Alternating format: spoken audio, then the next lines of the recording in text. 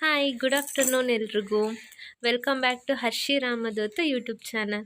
ಇವತ್ತು ನಾನು ಶೇರ್ ಮಾಡ್ತಿರೋ ರೆಸಿಪಿ ಏನಪ್ಪ ಅಂದರೆ ಬಾಳೆಕಾಯಿ ಮತ್ತು ಹುರುಳಿಕಾಳು ಹಾಕಿ ಮಾಡಿರೋಂತಹ ಬಸ್ಸಾರು.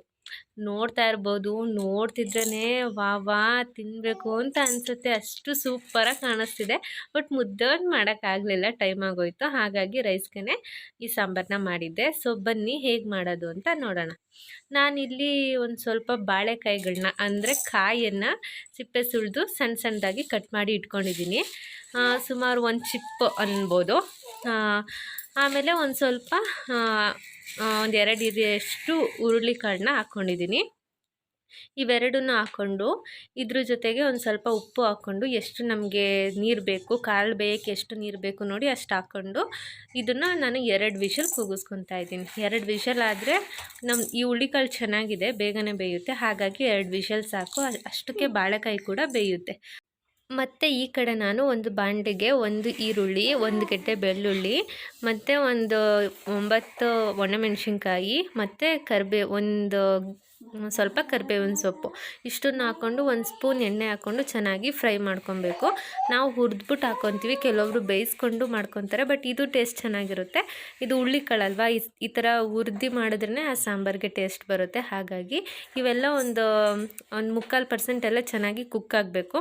ಆ ಕುಕ್ ಆದಮೇಲೆ ಇದಕ್ಕೆ ನಾವು 1 ಸ್ಪೂನಷ್ಟು ಜೀರಿಗೆನ ಆ್ಯಡ್ ಮಾಡ್ಕೊಬೇಕು. ಜೀರಿಗೆ ಮತ್ತು ಒಂದು ಸ್ವಲ್ಪ ಮೆಣಸನ್ನು ಆ್ಯಡ್ ಮಾಡ್ಕೊಬೇಕು.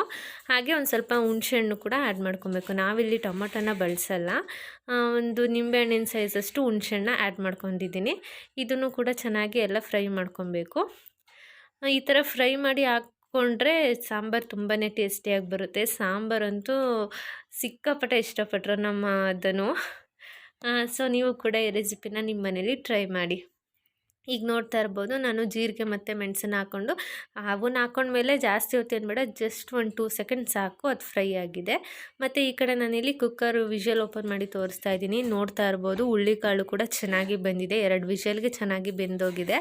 ಸಾಕು, ಇನ್ನೂ ಕೂಗಿಸ್ಬಿಟ್ರೆ ಎಲ್ಲ ಮಶಪ್ ಆಗಿಬಿಡುತ್ತೆ ಅಂದ್ಬಿಟ್ಟು 2 ವಿಷಲ್ ಸಾಕು ಅಂತ ತೆಗೆದುಬಿಟ್ಟಿದ್ದೀನಿ. ನೋಡ್ತಾ ಇರ್ಬೋದು, ಹಿಂಗೆ ಇದು ಮಾಡಿದ್ರೆ ಅದು ಚೆನ್ನಾಗಿ ಸ್ಮ್ಯಾಶ್ ಆಗಬೇಕು. ಈಗ ಈ ಕಡೆ ನಾನು ಸಾಂಬಾರ್ಗೆ ಒಗ್ಗರಣೆಗೆ ಅಂತ ಒಂದು ತಪ್ಪಲೆನ ಇಟ್ಕೊಂಡಿದ್ದೀನಿ. ಅದಕ್ಕೆ 1 ಸ್ಪೂನಷ್ಟು ಆಯಿಲ್ನ ಆ್ಯಡ್ ಮಾಡಿಕೊಂಡು ಅದಕ್ಕೆ ಒಂದು ಸ್ವಲ್ಪ ಸಾಸಿವೆ, ಎಣ್ಣೆ ಕಾದ್ಮೇಲೆ ಒಂದು ಸ್ವಲ್ಪ ಸಾಸಿವೆನ ಆ್ಯಡ್ ಮಾಡ್ಕೊಂಡಿದ್ದೀನಿ. ಹಾಗೆಯೇ ಅದಕ್ಕೆ ಕರಿಬೇವು ಮತ್ತು ಬೆಳ್ಳುಳ್ಳಿನ ಜಜ್ಜಿಬಿಟ್ಟು ಹಾಕ್ಕೊಂಡಿದ್ದೀನಿ. ಈರುಳ್ಳಿ ಹಾಕೋದಕ್ಕಿಂತ ಬೆಳ್ಳುಳ್ಳಿ ಹಾಕಬೇಕು ಸಾಂಬಾರು ಒಗ್ಗರಣೆಗೆ. ಬೆಳ್ಳುಳ್ಳಿ ಹಾಕೋದ್ರಿಂದನೇ ಸಾಂಬಾರು ಟೇಸ್ಟ್ ಚೆನ್ನಾಗಿ ಬರುತ್ತೆ. ಇಲ್ಲಿ ನಾವು ಒಗ್ಗರಣೆ ರೆಡಿಯಾಗಿದೆ. ಮತ್ತು ಕುಕ್ಕರಲ್ಲಿತ್ತಲ್ಲ ಸಪ್ಪು ನೀರು, ಅದನ್ನೆಲ್ಲ ಇದಕ್ಕೆ ಬಸ್ಕೊತಾ ಇದ್ದೀನಿ. ಕಾಳೆಲ್ಲ ಕುಕ್ಕರಲ್ಲೇ ಇದೆ, ಬರೀ ನೀರನ್ನು ಮಾತ್ರ ಈ ತಪ್ಪಲೆಗೆ ಬಸ್ಕೊತಾ ಇದ್ದೀನಿ. ಈಗ ನಾವು ಸಾಂಬಾರಿಗೆ ಏನೇನು ಬೇಕೋ ಅದನ್ನು ತಕ್ಕೊಳ್ಳೋಣ. ಆಗಲೇ ಫ್ರೈ ಮಾಡಿ ಇಟ್ಕೊಂಡಿದ್ವಲ್ಲ, ಅದೇ ಇದಕ್ಕೆ ಒಂದು ಸ್ವಲ್ಪ ಹುರುಳಿಕಾಳು, ಒಂದು ಸ್ವಲ್ಪ ಬಾಳೆಕಾಯಿನ ಹಾಕ್ಕೊಂಡು ಅದನ್ನು ಚೆನ್ನಾಗಿ ಆರಿಸ್ಕೊಬೇಕು. ಬಿಸಿ ಬಿಸಿದೇ ಹಾಕ್ಬಾರ್ದು, ಜಾರ್ಗಳು ಕೆಟ್ಟೋಗ್ಬಿಡ್ತವೆ. ಇದನ್ನು ಆರಕ್ಕಿಟ್ಬಿಟ್ಟು ನಾನಿಲ್ಲಿ ಜಾರ್ಗೆ ಒಂದು ಸ್ವಲ್ಪ ಕೊತ್ತಂಬರಿ ಸೊಪ್ಪು, ಆಮೇಲೆ ಒಂದು ಸ್ವಲ್ಪ ಕಾಯಿ ತುರಿನ ಆ್ಯಡ್ ಮಾಡ್ಕೊತಾ ಇದ್ದೀನಿ. ಇನ್ನು ಮಿಕ್ಕಿರೋದೆಲ್ಲ ಅಲ್ಲಿ ಒಂದು ಪ್ಲೇಟ್ಗೆ ಹಾಕಿ ಇಟ್ಟಿದ್ದೀನಿ ಆರ್ಕೊಳ್ಳೋದಕ್ಕೆ ಅಂತ. ಮತ್ತು ಇಲ್ಲಿ ಕಾಳು ಒಗ್ಗರಣೆ ಮಾಡೋದಕ್ಕೆ ಮತ್ತೆ ಅದೇ ಬಾಣಲೆನ ಇಟ್ಟು ಮತ್ತು ಒಂದು 2 ಟೇಬಲ್ ಸ್ಪೂನಷ್ಟು ಆಯಿಲ್ನ ಹಾಕ್ಬಿಟ್ಟು ಸ್ವಲ್ಪ ಸಾಸಿವೆನ ಹಾಕ್ತೀನಿ. ಸಾಸಿವೆ ಹಾಕಾದ್ಮೇಲೆ ಸಾಸಿವೆ ಎಲ್ಲ ಚಟಪಟ ಸಿಡಿದ್ಮೇಲೆ ನಾವು ಇಲ್ಲಿ ಒಗ್ಗರಣೆಗೆ ಅಂತಲೇ ಮುಂಚೆನೇ ಈರುಳ್ಳಿ, ಒಣಮೆಣ್ಸಿನ್ಕಾಯಿ, ಕಾಯಿ ತುರಿ ಮತ್ತು ಕೊತ್ತಂಬರಿ ಸೊಪ್ಪು ಎಲ್ಲ ರೆಡಿ ಮಾಡಿ ಇಟ್ಕೊಂಡಿದ್ದೀವಿ. ಇದು ಚಟಪಟ ಸಿಡಿಬೇಕು. ಆಮೇಲೆ ಇದಕ್ಕೆ ನಾವು ಕಟ್ ಮಾಡಿ ಇಟ್ಕೊಂಡಿರುವಂತಹ ಈರುಳ್ಳಿನ ಆ್ಯಡ್ ಮಾಡ್ಕೊತಾ ಇದ್ದೀನಿ. ಈರುಳ್ಳಿ, ಕರಿಬೇವು ಮತ್ತು ಒಣಮೆಣ್ಸಿನ್ಕಾಯಿನ ಬಳಸಿದ್ದೀನಿ. ಈ ಹುರುಳಿಕಾಳು ಸಾಂಬಾರಿಗೆ ನಾವು ಹಸಿಮೆಣ್ಸಿನ್ಕಾಯಿ ಹಾಕೋದ್ಕಿಂತ ಒಣಮೆಣ್ಸಿನ್ಕಾಯಿ ಹಾಕಿದ್ರೇ ಅದು ಪರ್ಫೆಕ್ಟ್ ಟೇಸ್ಟು. ಸೊ ನೀವು ಕೂಡ ನೀವೇನಾದರೂ ಹುರುಳಿಕಾಳು ರೆಸಿಪಿನ ಮಾಡೋದಿದ್ರೆ ಒಣಮೆಣ್ಸಿನ್ಕಾಯಿ ಹಾಕ್ಬಿಟ್ಟು ಟ್ರೈ ಮಾಡಿ. ಈಗ ಇಲ್ಲಿ ನಾನು ಈರುಳ್ಳಿನ ಹಾಕ್ಕೊಂಡು ಕೂಡ ಫ್ರೈ ಮಾಡ್ಕೊತಾ ಇದ್ದೀನಿ. ಇದು ಸ್ವಲ್ಪ ಕುಕ್ ಆದಮೇಲೆ ನಾವಿಲ್ಲಿ ಕುಕ್ಕರಲ್ಲಿ ಇತ್ತು ನೋಡಿ ಕಾಳು, ಹುರುಳಿಕಾಳು ಮತ್ತು ಬಾಳೆಕಾಯಿ, ಅದನ್ನು ಕೂಡ ಇದಕ್ಕೆ ಆ್ಯಡ್ ಮಾಡಿಕೊಂಡು ಅದಕ್ಕೆ ಕಾಯಿ ತುರಿ, ಕರಿಬೇವಿನ ಸೊಪ್ಪು, ಕೊತ್ತಂಬರಿ ಸೊಪ್ಪನ್ನು ಹಾಕ್ಬಿಟ್ಟು ಎಲ್ಲ ಚೆನ್ನಾಗಿ ಒಂದು 2 ಮಿನಿಟ್ಸ್ ಕೈ ಆಡಿದ್ರೆ ರುಚಿಕರವಾದ ಪಲ್ಯ ರೆಡಿ ಆಗುತ್ತೆ ನಮಗೆ.